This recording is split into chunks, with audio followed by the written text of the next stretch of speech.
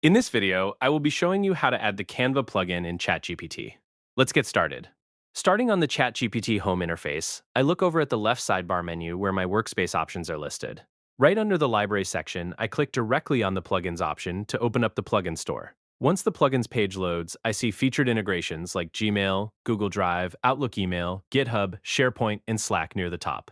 As I scroll down, I pass through the productivity category featuring tools like Google Calendar, Notion, Linear, ClickUp, Asana, and Dropbox.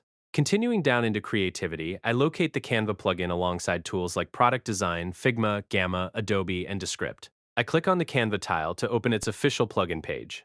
On this page, I see an Install Plugin button at the top right, next to a preview carousel displaying sample templates like social media posts, pitch decks, and promo posters.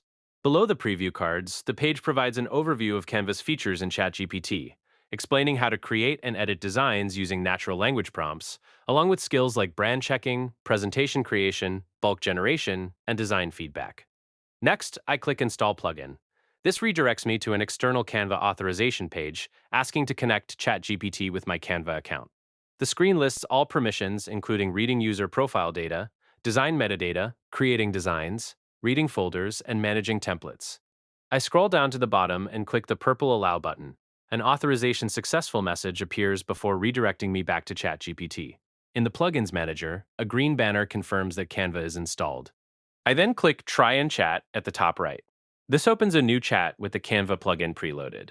The prompt bar is already populated with a request to create social media posts for an October campaign brief.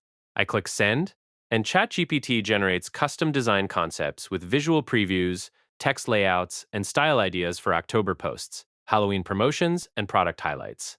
I scroll down to review the results. And there you have it. That's the complete process of how to add Canva plugin in ChatGPT.